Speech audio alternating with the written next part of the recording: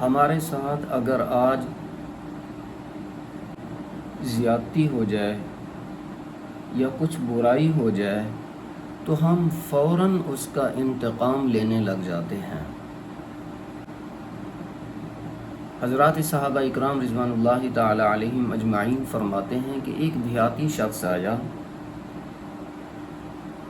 اس نے فوراً آ کر جناب رسول اللہ صلی اللہ علیہ وسلم کے سامنے بے ادبی والے الفاظ بولے۔ ایک روایت میں تو آتا ہے جناب رسول اللہ صلی اللہ علیہ وسلم کی مبارک چادر کو اس نے پکڑ کر زور سے کھینچا،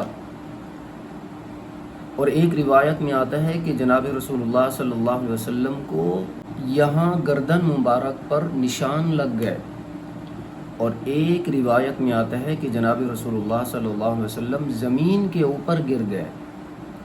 اتنی اس شخص نے آپ صلی اللہ علیہ وسلم کی بے ادبی کی، اور اس شخص نے یہ کہا کہ یہ میرے 2 اونٹ ہیں، ان کو سامان سے بھر کر آپ نے مجھے دینا ہے۔ یہ جو بیت المال میں سامان رکھا ہوا ہے یہ نہ آپ کا ہے نہ آپ کے باپ کا ہے، یہ 2 اونٹ سامان کے مجھے بھر کر دینے ہیں۔ جناب رسول اللہ صلی اللہ علیہ وسلم مسکرا کر حضرات صحابہ اکرام رضوان اللہ تعالی علیہم اجمعین کو فرمایا کہ اس دیہاتی کو 2 اونٹ سامان کے بھر کر دو۔ یہ ہیں اخلاق حضور صلی اللہ علیہ وسلم کے۔ اما عائشہ صدیقہ رضی اللہ تعالی عنہا فرماتی ہے جناب رسول اللہ صلی اللہ علیہ وسلم زندگی بھر کسی سے بھی برائی کا بدلہ برائی سے نہیں لیا،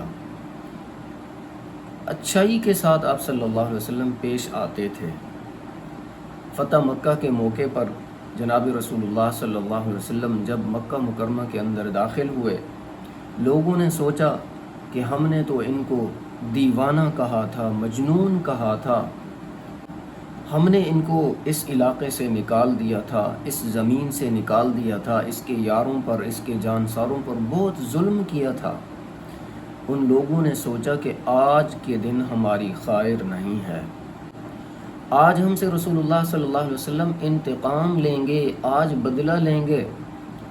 آپ صلی اللہ علیہ وسلم نے فرمایا کہ اے لوگو، گھبرانا نہیں ہے آپ نے، آج آپ کے ساتھ وہ حسن سلوک کیا جائے گا جو حضرت یوسف علیہ السلام نے اپنے بھائیوں کے ساتھ کیا تھا۔